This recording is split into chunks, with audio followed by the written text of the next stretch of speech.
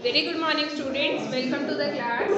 Today we will start third chapter in your economics book and the name of your chapter is poverty as a challenge. ठीक है, गरीबी को as a challenge हम study करेंगे. ठीक है कि गरीबी से हमारे देश की अर्थव्यवस्था में क्या क्या चैलेंजेस आते हैं, लोगों की लाइफ किस तरीके से होती है. ठीक है, ओवरऑल इम्पैक्ट क्या होता है पॉवर्टी का इकोनॉमी पे, उसको हम स्टडी करेंगे. So open your economics book, page number 29. This is your chapter poverty as challenge. पहले एक ओवरव्यू लेते हैं कि चैप्टर किस बारे में है. ठीक है, this chapter deals with one of the most difficult challenges faced by independent India, poverty. आज़ाद भारत का सबसे बड़ा चैलेंजेस में से एक है पॉवर्टी, उसको डील करेगा ये चैप्टर. ठीक है, after discussing this multi dimensional problem through examples the chapter discusses the way poverty is seen in social sciences. देखो, मल्टी डायमेंशनल मतलब अलग अलग एंगल्स से हम इसको स्टडी करेंगे. ठीक है, इस प्रॉब्लम को एग्जाम्पल के थ्रू स्टडी करेंगे और ये चैप्टर डिस्कस करेगा कि किस तरीके से पॉवर्टी को हमारे समाज में लिया जाता है. ठीक है, poverty trends in India and the world are illustrated through the concept of poverty line. देखो, गरीबी को, भारत में गरीबी किस तरीके से है, पूरे वर्ल्ड में गरीबी किस तरीके से, उसको हम पॉवर्टी लाइन के थ्रू बताएंगे. ठीक है, आपने सुना होगा एक पॉवर्टी लाइन होती है, बीपीएल फैमिली सुनी है, यानी कि बिलो पॉवर्टी लाइन. तो पॉवर्टी लाइन एक जो है, हम एक पैमाना रखते हैं, एक इंडेक्स रखते हैं जिसके बेसिस पे आप गरीबी को नापते हैं. ठीक है, कि पॉवर्टी लाइन से ऊपर जो लोग हैं वो सफिशिएंटली अर्न कर रहे हैं, पॉवर्टी लाइन से नीचे जो हैं वो गरीब हैं, इतने गरीब हैं कि उनको सरकार के सपोर्ट की कहीं ना कहीं मदद की ज़रूरत है. बिलो पॉवर्टी लाइन बोलते हैं ना उनको, तो उनको आर्थिक मदद दी जाती है सरकार के द्वारा. Causes of poverty as well as anti-poverty measures taken by the government are also discussed. कारण क्या है गरीबी के वो पढ़ेंगे हम. इसके अलावा एंटी पोवर्टी मेजर्स यानी कि गरीबी को दूर करने के लिए सरकार ने क्या क्या कदम उठाए हैं उनको स्टडी करेंगे. The chapter ends with broadening the official concept of poverty into human poverty. ठीक है, ऑफिशियल कॉन्सेप्ट ऑफ पॉवर्टी मतलब आर्थिक रूप से हम स्टडी करेंगे, उसके बाद हम इसको लास्ट में देखेंगे कि एज अ ह्यूमन पॉवर्टी किस तरीके से होती है. ठीक है, in our daily life we come across many people who we think are poor. They could be landless laborers in villages or people living in overcrowded jhuggis in cities. देखो, आप आम जिंदगी में डे टू डे लाइफ में बहुत सारे ऐसे लोगों को मिलते हो जिनको हम सोचते हैं कि वो गरीब है. ठीक है, कौन कौन हो सकते हैं वो? Landless labourer. ठीक है, जिनके पास ज़मीन नहीं है, ऐसे मजदूर. ठीक है, जो किसी दूसरे के खेत में काम करते हैं या कोई मजदूरी का काम करते हैं एज ए लेबरर वर्कर, वो गरीब हो सकते हैं. या फिर झुग्गी में रहने वाले लोग हो सकते हैं. They could be daily wage workers at construction sites और चाइल्ड वर्कर्स इन ढाबाज. कौन कौन लोग हो सकते हैं? डेली बेसिस पे काम करने वाले वर्कर्स हो सकते हैं. ठीक है, जो डेली बेसिस पे काम करते हैं वर्कर का कंस्ट्रक्शन साइट्स पे, अलग अलग जगह पे. कंस्ट्रक्शन साइट्स पता है, कहीं मकान बन रहा है, कोई बिल्डिंग बन रही है, वहाँ पे मजदूर काम कर रहे होते हैं, डेली बेसिस पे उनको पैसे मिलते हैं. ठीक है, वो लोग हो सकते हैं, या ढाबे पे काम करने वाले बच्चे हो सकते हैं. They could also be beggars with children in letters. ठीक है, भीख मांगने वाले लोग भी हो सकते हैं. We see poverty all around us. हम अपनी चारों तरफ पॉवर्टी को देख सकते हैं. ठीक है, जहाँ भी आप देखोगे आपको कहीं ना कहीं पॉवर्टी नजर आ जाएगी. This also means that India has the largest single concentration of the poor in the world. देखो, जो डेटा है वो हमें क्या बताता है कि भारत में सबसे ज़्यादा गरीबी कंसंट्रेटेड है, मतलब गरीबों की संख्या सबसे ज़्यादा है. This illustrates the seriousness of the challenge. इससे हमें पता चलता है कि गरीबी की जो ये प्रॉब्लम है वो कितनी सीरियस है. ठीक है, two typical cases of poverty. देखो, अर्बन शहर, अर्बन मतलब शहरी इलाके में गरीबी किस तरीके की और ग्रामीण रूरल एरिया में पॉवर्टी किस तरीके की है, दोनों केसेस को हम स्टडी करेंगे. सबसे पहले अर्बन केस देखते हैं. 33-year-old Ram Saran works at as a daily wage labourer in a wheat flour mill near Ranchi in Jharkhand. Ranchi Jharkhand में एक फ्लोर मिल, आटा की मिल है, वहाँ पे काम करता है कौन? राम सरन. 33-year-old है. क्या है वो? डेली वेज वर्कर है, यानी कि डेली के बेसिस पे वहाँ काम करता है मिल में, आटा मिल में, और उसको पैसे मिलते हैं. He manages to earn around ₹1500 a month when he finds employment. Which is not often. मतलब जब उसको काम मिलता है तो वो महीने के 1500 रुपये कमा पाता है, लेकिन ऐसा हमेशा नहीं होता कि उसको हमेशा ही काम मिलता हो, ठीक है।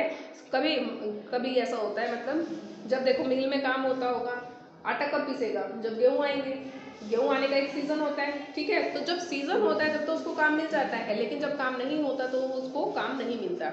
जब काम मिलता है उसको तो कितने कमा पाता है वो, 1500 रुपये मंथ के। The money is not enough to sustain his family of 6, that includes his wife and 4 children aged between 12 years to 6 months. अब इतना पैसा 1500 रुपये देखो सफिशिएंट नहीं है उसके 6 लोगों के परिवार को चलाने के लिए, जिसमें उसकी पत्नी है और 4 बच्चे हैं, जो कि 12 से 6 महीने, मतलब 12 साल से लेके 6 महीने के बच्चे हैं उसके, ठीक है। 4 बच्चे हैं तो 1500 रुपये में उनका गुजारा नहीं होता। He has to send money home to his old parents who live in the village near Ramgarh. Ramgarh के पास एक गांव है जहाँ उसके पेरेंट्स रहते हैं, उनको भी उसको पैसा भेजना पड़ता है, ठीक है। His father is a landless laborer, depends on Ram Saran and his brothers who lives in Hazaribagh. अब जो उसके पिता हैं वो अपने बेटों पर निर्भर है, क्योंकि उसके पिता भी एक लैंडलेस लेबरर है, ठीक है। उनके पास भी ज़मीन नहीं है, वो भी एज अ वर्कर काम करते हैं। तो वो अपने बच्चों के पास, उसके बेटे जो कहाँ रहते हैं, हजारीबाग में रहते हैं, रामसरन और उसके भाई, ठीक है, उन पर डिपेंडेंट हैं, वो पैसे भेजते हैं अपने माँ बाप के पास। Ramsaran lives in a one-room rented house in a crowded Basti in the outskirts of the city। शहर के बाहर एक जो है बहुत ही क्राउडेड बस्ती है, मतलब भीड़ भाड़ वाली बस्ती है, वहाँ पे एक कमरा लेके वो अपने परिवार के साथ किराए पे रहता है। It is a temporary shack built of bricks and clay tiles. एक टेम्परेरी मतलब एक झुग्गी टाइप का बना हुआ है, किससे बना हुआ है ये, ब्रिक्स ईटों से और क्ले टाइल से बना हुआ है, मिट्टी की टाइल से। His wife Shanta Devi works as a part time maid in a few houses and manages to earn another ₹800। उसकी वाइफ जो है क्या काम करती है, कुछ घरों में जो है पार्ट टाइम मेड का काम करती है और 800 रुपये महीना कमाती है। They manage a meagre meal of dal and rice twice a day. बड़ी मुश्किल से वो लोग जो है सिर्फ 2 वक्त का दाल और रोटी, दाल और चावल ही जो है अरेंज कर पाते हैं। His elder son works as a helper in a tea shop to supplement the family income and earns another 300। अब उसका जो सबसे बड़ा बेटा है वो एक चाय की दुकान में एज अ हेल्पर काम करता है और 300 रुपये और लाता है फैमिली में, ठीक है। While his 10-year-old daughter takes care of the younger siblings। जो उसकी 10 साल की बेटी है वो अपने छोटे भाई बहनों को घर पे रह के ध्यान रखती है। तो 3 लोग कमाते हैं, एक वो खुद कमाता है फैक्ट्री आटा मिल में, ठीक है, जो कहाँ काम कर रहा था ये, रांची झारखंड में एक व्हीट फ्लोर मिल में, गेहूं की एक मिल है, ठीक है, वहाँ पे काम कर रहा है। उसकी पत्नी पार्ट टाइम मेड का काम कर रही है और उसका बड़ा बेटा चाय का जो दुकान है वहाँ पे एज अ हेल्पर काम कर रहा है, ठीक है। 3 बच्चे उसके घर पे रह जाते हैं।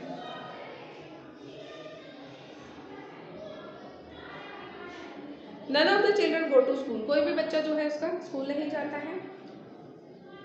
They have only 2 pairs of hand me down clothes each other each. उन दोनों के मतलब उनके परिवार में जो है सभी के पास 2 ही जोड़ी कपड़े, ठीक है, सबके पास 2-2 जोड़ी कपड़े हैं। New ones are bought only when the old clothes become unwearable. नए कपड़े सिर्फ वो कब खरीद पाते हैं, जब पुराने कपड़े बिल्कुल पहनने के लायक नहीं रहते हैं, सिर्फ वो तभी जो है नए कपड़े खरीदते हैं।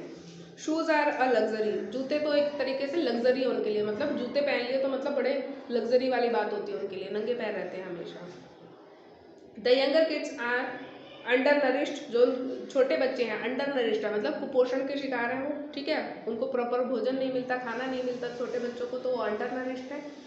दे have no access to health care when they fall ill. जब वो बीमार पड़ते हैं तो कोई हेल्थ केयर फैसिलिटी उनको नहीं मिलती। लाइफ देख ली आपने इनकी, पुअर बोल सकते हैं हम इनको, ठीक है, बहुत ही गरीब है, ठीक है, बड़ी मुश्किल से अपना गुजारा कर रहे हैं, बीमार पड़ते दवाई भी नहीं खरीद पाते, 2 जोड़ी कपड़ों में गुजारा करते हैं। अब रूरल केस देखते हैं हम, गांव का केस, ये शहर का केस था, अब गांव के केस में देखते हैं क्या है। Lakha Singh belongs to a small village near Meerut in Uttar Pradesh, ठीक है, ये उत्तर प्रदेश मेरठ में रहता है Lakha Singh. His family doesn't own any land so they do odd jobs for the big farmers. उनके परिवार के पास कोई भी लैंड नहीं है, जमीन नहीं है, तो वो क्या करते हैं, ऑड जॉब्स करते हैं बिग फार्मर्स के पास। ऑड जॉब मतलब कुछ ना कुछ काम करते हैं, बड़े बड़े जो किसान हैं उनके खेतों में जाके काम करते हैं। Work is erratic and so is income. At times they get paid 50 for a hard day's work, but often it is in kind, like a few kilograms of wheat or dal or even vegetables for toiling in the farm through the day. देखो पूरे दिन काम करने के बाद उनको बहुत ही कम पैसे मिलते हैं, और कभी कभी तो पैसे के बदले उनको अनाज ही मिलता है। जैसे कि गेहूं के खेत में काम कर रहे तो गेहूं दे दिए, सब्जियों के खेत में पूरे दिन काम करा तो कुछ सब्जियां दे दी, ठीक है। तो बड़ी मुश्किल से या तो 50 रुपये मिलते हैं उनको दिन के, या फिर बदले में कोई सामान ही उनको दे देते हैं वो, ठीक है। दाल है दाल दे दी, सब्जी है सब्जी दे दी, गेहूं है तो गेहूं दे दिया, जिस भी खेत में काम कर रहे हैं उस तरीके से। The family of 8 can not always manage 2 square meal a day, मतलब 2 वक्त का भोजन भी ये लोग, जो 8 लोगों का परिवार है, ये नहीं खा पाता है 2 वक्त का भी खाना। लाखा लिव्स इन ए कच्चा हट on the outskirts of the village, कच्ची एक झोपड़ी में रहता है विलेज के बाहर, ठीक है। The women of the family spend the day chopping fodder and collecting firewoods in the field. अब जो घर की जो महिला है वो क्या काम करती हैं महिलाएं? फॉडर यानी कि चारा काटती है घर में रह के, और जो है फायरवुड्स कलेक्ट करती है, जैसे चूल्हा जलाती है उसके लिए लकड़ियाँ चाहिए, ठीक है, तो वो लकड़ियाँ कलेक्ट करती है जंगल से लाके, ये काम करती हैं महिलाएं। His father is a TB patient, उसके पिता को टीबी की बीमारी है। Passed away 2 years ago due to lack of medication. अब उसके पिता जिनको टीबी की बीमारी थी वो 2 साल पहले उनका देहांत हो जाता है, क्योंकि उनका प्रॉपर मेडिकेशन नहीं हो पाता, उनको दवाइयाँ नहीं दिलवा पाते हैं। His mother now suffers from the same disease and life is slowly Ebbing away. धीरे धीरे जो है अब उसकी जो मदर है उनको भी टीबी की बीमारी हो गई, टीबी की, ठीक है, और उनकी लाइफ भी सेम उसी तरीके से जा रही है जैसे उसके पिता की गई थी। Although the village has a primary school, Lakha never went there. हालांकि गांव में क्या है, एक प्राइमरी स्कूल है, लेकिन लाखा कभी भी स्कूल में नहीं गया। He had to start earning when he was 10 years old. उसको कब काम करना शुरू कर दिया था उसने? जब वो सिर्फ 10 साल का था। New clothes happen once in a few years. नए कपड़े उनको कब मिलते थे? कुछ सालों में ही कभी एक बार नए कपड़े उनको मिलते थे। Even soap and oil are a luxury for the family. साबुन या तेल ये इनकी फैमिली के लिए क्या था? लग्जरी था। जैसे उसकी फैमिली के लिए शूज़ पहनना एक लग्जरी था, ठीक है, इनके लिए साबुन तेल इस्तेमाल करना भी एक लग्जरी था। क्लियर? तो ये थी एक रूरल लाइफ, गांव के लोग, गांव में रहने वाला एक परिवार, ठीक है, ये भी हद से ज़्यादा गरीब है। Study the above cases of poverty and discuss the following issues related to poverty. Landlessness, जिनके पास देखो ज़मीन नहीं होती उनको दिक्कत है, क्योंकि उनके पास अपनी ज़मीन नहीं, अपनी ज़मीन पे काम नहीं कर सकते हैं, तो उनको दूसरे को ज़मीन पर डिपेंड रहना पड़ता है। अनएम्प्लॉयमेंट है, ठीक है, रोज़गार नहीं है, क्योंकि कब जब सीज़न होता है तो उनको काम मिलता है, सीज़न नहीं होता तो वो खाली बैठते हैं। साइज़ ऑफ फैमिलीज बिग है, उसको मेंटेन करना, उसके साथ सर्वाइव करना भी मुश्किल है। इलिटरेसी, अनपढ़ता है, बच्चे स्कूल ही नहीं जा पा रहे, इवन जो नेक्स्ट जनरेशन है वो भी स्कूल नहीं जा रही, ठीक है, माँ बाप तो गए ही नहीं है, फिर उनके बच्चे जो है वो भी गरीबी की वजह से स्कूल नहीं जा पा रहे हैं। पुअर हेल्थ और माल न्यूट्रिशन है, हमने देखा था कि जो इसका क्या नाम था, राम सरन, इसके बच्चे माल न्यूट्रिशन है। माल न्यूट्रिशन मतलब प्रॉपर उनको जो है पोषण नहीं मिल रहा है, ठीक है, न्यूट्रिशन नहीं मिल रहा है। और लाखा के जो फादर थे वो तो एक्सपायर ही हो गए थे टीबी की वजह से, ठीक है, तो इनके घरों में क्या है, पुअर हेल्थ है, माल न्यूट्रिशन है। चाइल्ड लेबर हमने देखी, चाय की दुकान पे काम कर रहा है बच्चा, ठीक है। हेल्पलेसनेस है, मतलब कोई मदद का उनके मदद नहीं कर सकते वो अपने परिवार की, पूरी तरीके से हेल्पलेस है, ठीक। तो ये सारी प्रॉब्लम्स ये लोग फेस कर रहे हैं। These two typical cases illustrate many dimensions of poverty. इन दोनों ही इलस्ट्रेशन से, दोनों ही एग्जाम्पल से हमने बहुत सारी डायमेंशन देखी पॉवर्टी की, गरीबी की, अलग अलग चीज़ें देखी ना। क्या क्या देखा हमने? अनएम्प्लॉयमेंट देखा आपने, सिकनेस देखी आपने, माल न्यूट्रिशन देखा आपने, लैंडलेसनेस है यहाँ पे, size of family, illiteracy, child labour, ये सब चीज़ें देखी। गरीबी के कितने सारे पहलू हो गए ये। They show that poverty means hunger and lack of shelter. इन सब चीज़ों से हमें क्या पता चलता है कि गरीबी का मतलब होता है भूख, हंगर और लैक ऑफ शेल्टर की, जब उनको जो है सर ढकने के लिए ज़मीन भी नहीं है, ठीक है, मतलब रहने के लिए ज़मीन नहीं है, सर ढकने के लिए, सोने के लिए, पहनने के लिए कपड़े नहीं है, ये सब प्रॉब्लम है इनको गरीबी की वजह से। It also is a situation in which parents are not able to send their children to school or a situation where sick people cannot afford treatment. गरीबी ही वो सिचुएशन है जहाँ लोग अपने बच्चों को पढ़ने के लिए नहीं भेज पाते और बीमार होते हैं घर में कोई तो उनका ट्रीटमेंट नहीं करवा पाते हैं। Poverty also means lack of clean water and sanitation facilities. गरीबी का मतलब क्या है कि ना तो आपको साफ पानी मिल रहा है, सैनिटेशन की फैसिलिटीज़ नहीं है आपके पास, it also means lack of regular job at a minimum decent level, मतलब बहुत ही कम डिसेंट लेवल पे आपको जो है, हमने देखा था ना खेत में काम करते हैं वो, तो क्या होता है 50 रुपये पूरे दिन काम करने के मिलते हैं, या फिर बदले में कोई सब्जी या फिर कोई वेजिटेबल ही उनको दे दिया जाता है, मतलब गेहूँ दे दिया, अनाज दे दिया, इस तरीके की चीज़ें दे दी जाती हैं, ठीक है।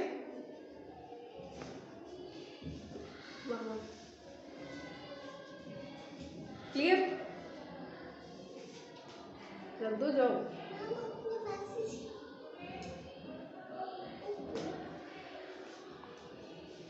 Poverty also means lack of clean water and sanitation facilities. It also means lack of a regular job at a minimum decent level. Above all, it means living with sense of helplessness. Poor people are in a situation in which they are ill-treated at almost every place. देखो गरीबी का मतलब एक वो situation भी होती है जहाँ हर लेवल पे उनके साथ इल ट्रीटमेंट होता है। इल ट्रीटमेंट कैसे हो रहा है? बच्चों को पढ़ा नहीं पा रहे, हेल्थ फैसिलिटी नहीं ले पा रहे, ठीक है, कहीं काम करने जाते हैं तो उनको प्रॉपर पैसे भी नहीं मिलते हैं, ठीक है, कम पैसे दिए जाते हैं, तो हर एक लेवल पे उनके साथ जो है इल ट्रीटमेंट हो रहा है। In farms, factories, government offices, hospitals, railway station etcetera, obviously nobody would like to live in poverty, ठीक है, गरीबी में कोई भी रहना नहीं चाहता, हर जगह इनके साथ भेदभाव होता है।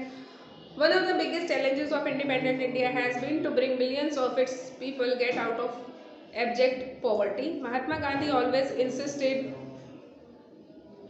प्रॉब्लम है कुछ? Mahatma Gandhi always insisted that India would be truly independent only when the poorest of its people become free of human suffering. देखो जब से हमारा देश आज़ाद हुआ है तब से लेके अब तक गरीबी एक बहुत बड़ी समस्या बनी हुई है देश के लिए, ठीक है, और महात्मा गांधी ने क्या कहा था, हम अपने देश को तभी जो है सही मायनों में इंडिपेंडेंट बोल सकते हैं जब हम गरीबी से मुक्ति पाएंगे, ठीक है, गरीबी ने भी तो हमें जकड़ा ही हुआ है, एक तरीके से गुलाम बनाया हुआ है भारत को, ठीक है, तो महात्मा गांधी का कहना क्या था कि जब तक हम गरीबी से छुटकारा नहीं पाते तब तक हमारा देश आज़ाद नहीं हो सकता। ट्रू इंडिपेंडेंस हमें तभी मिलेगी जब हम गरीबी से छुटकारा पाएंगे। अब social scientist, poverty as seen by social scientist, since poverty has many face, social scientists look at it through a variety of indicators. Usually the indicators used relate to the levels of income and consumption. देखो गरीबी को हम किस तरीके से देखते हैं कि उनकी फैमिली का लेवल ऑफ इनकम क्या है, कितना कमा पा रहे हैं, कंजम्पशन कितना है, कितना खा पाते हैं, कितना जो है कंज्यूम कर पाते हैं। कंजम्पशन में सारी चीज़ें आ जाती हैं, कपड़े भी आ जाते हैं, खाना भी आ जाता है, ठीक है। But now poverty is looked at through other social indicators like literacy level. अब लेकिन अब गरीबी को जो है कुछ और पैमानों से भी नापा जाता है, जैसे लिटरेसी रेट, पढ़े लिखे हो आप या नहीं, ठीक है, कितना एजुकेशन का लिटरेसी का रेट क्या है। Lack of general resistance due to malnutrition, malnutrition देखो कुपोषण के अगर शिकार होंगे लोग तो क्या होगा, जनरल रेसिस्टेंस आई, काम काज नहीं कर पाओगे, बड़े होके बीमार हो गए। बचपन में अगर आप माल न्यूट्रिशन हो तो वो बच्चे बड़े होके क्या बनेंगे, कोई काम कर पाएंगे नहीं, जल्दी जल्दी बीमार पड़ेंगे, ठीक है। Lack of access to health care, lack of job opportunities, lack of access to safe drinking water, sanitation etcetera, ये सारे चीज़ें जो आ जाती हैं आपके इंडिकेटर्स में, जो इंडिकेट करती हैं कि आप अपनी लाइफ को पॉवर्टी में बिता रहे हो, ठीक है। Analysis of poverty based on social exclusion and vulnerability is now becoming very common. देखो गरीबी की वजह से क्या होता है, लोग सोशल डिस्टेंस बना लेते हैं, ठीक है, ऐसे लोगों को जो है सोशली अलग करके रखा जाता है, एक वल्नरेबल दयनीय जिंदगी जीते हैं ये लोग, होता है ऐसे ही। जो गरीब लोग होते हैं उनके साथ कैसा ट्रीटमेंट होता है बताने की ज़रूरत नहीं है, ठीक है। एक यहाँ पे एक और सोशल एक्सक्लूजन, यानी कि सामाजिक रूप से उनको एक्सक्लूड करके रखा जाता है, वो स्टोरी है यहाँ पे। According to this concept poverty must be seen in terms of the poor having to live only in a poor surrounding with other poor people, excluding from enjoyable social equality और better off people in better surroundings. देखो क्या होता है, generally क्या माना जाता है कि गरीब आदमी को ना ऐसे लोगों के साथ ही रहना चाहिए जहाँ आसपास और गरीब रह रहे हो, है ना, जहाँ पे और गरीब लोग रहते हैं वहीं तुम जाके रहो, अच्छी सोसाइटीज में मत रहो। ऐसे जो है आपको एक्सक्लूड किया जाता है सोशल इक्वालिटी को एंजॉय करने से, better off people in better surrounding, अच्छे लोगों के साथ आप नहीं रह पाते हो, वैसे भी नहीं रह पाते और लोग रहने भी नहीं देते अपने आसपास ऐसे लोगों को, ठीक है। Social exclusion can be both a cause as well as a consequence of poverty in the usual sense. अब देखो सोशल जो एक्सक्लूजन है, सामाजिक रूप से बहिष्कार कर देते हैं हम गरीबों का, तो ये एक तरीके का कारण भी है जिससे लोग और गरीब हो जाते हैं, क्योंकि देखो अगर लोग पढ़ेंगे लिखेंगे, आम बच्चों के साथ बढ़ेंगे तो वो कहीं ना कहीं अपनी पॉवर्टी से निकल सकते हैं ना, है ना। उसी तरीके से ये एक पॉवर्टी का एक कारण भी है, पॉवर्टी का कारण भी है, यानी कि उसका रिजल्ट भी है, आउटकम भी है, और उसकी वजह से होने वाली एक उसका एक परिणाम भी है। यानी कि गरीब और गरीब कब बनता है, जब वो हमेशा ही उसी तरीके के माहौल में रहे। जैसे हमने स्टोरी में पढ़ा, पहले पेरेंट्स गरीब थे, बच्चों को नहीं भेज पा रहे पढ़ने लिखने के लिए, आगे चल के वो भी वही लाइफ जिएंगे, ठीक है। तो सोशल एक्सक्लूजन है ना यहाँ पे। सोशल एक्सक्लूजन मतलब सामाजिक रूप से उनको अलग करके। जब आप ऐसे लोगों के साथ उठो बैठोगे जिनका स्तर आपसे थोड़ा ऊंचा है, तो आप भी अपने लाइफ को वैसा बनाने बेटर बनाने की कोशिश करोगे ना, ठीक है। तो ये सारी प्रॉब्लम्स है सोशल एक्सक्लूजन की। Broadly, it is a process through which individuals or group are excluded from facilities, benefits, opportunities that others enjoy। देखो गरीबी में क्या होता है, देखो ऐसी फैसिलिटीज से दूर रखा जाता है उन लोगों को, जैसे कि आपके हो गए फैसिलिटीज हो गई, बेनिफिट्स हो गई, अपॉर्चुनिटीज जो दूसरे लोगों को मिली होती है, गरीबों को नहीं मिल पाती है ये सारी facilities. A typical example is working of the caste system in India, in which people belonging to certain caste are excluded from equal opportunities। जिस तरीके से हम एक एग्जांपल से समझ सकते हैं कि भारत में जाति के बेसिस पे एक्सक्लूड करके रखा जाता है आज भी, ठीक है। कुछ लोगों को सिर्फ इसलिए एक्सक्लूड करा जाता है सोसाइटी से क्योंकि वो ऐसी जाति से जो उनकी जाति से बिलोंग नहीं करती, अलग है सिस्टम, कास्ट सिस्टम है इंडिया में अभी भी वर्क करता है, चाहे भले ही हमारे कॉन्स्टिट्यूशन ने हमें कितने अधिकार दे दिए हो, लेकिन प्रैक्टिकली कहीं ना कहीं ये प्रॉब्लम भी है। तो ये भी गरीबी का एक कारण भी बनती है, और इसकी वजह से भी लोग जो है सोशली एक्सक्लूड होते चले जाते हैं। सोशल एक्सक्लूजन दस में lead to the but can cause more damage than having a very low income. देखो इससे क्या होगा, आगे चल के भी वही चीज़ें रिपीट होंगी, तो लोग कभी भी एक तरीके से गरीबी से निकल ही नहीं पाते हैं, कारण ही बनता चला जाता है ये और गरीब होने का, ठीक है। सोशल एक्सक्लूजन समझ में आया, सामाजिक रूप से जब आप उनको अलग कर देते हो गरीबों को। वल्नरेबिलिटी देखो क्या होती है, vulnerability to poverty is a major which describes the greater possibility of certain communities, say member of a backward caste or individual such as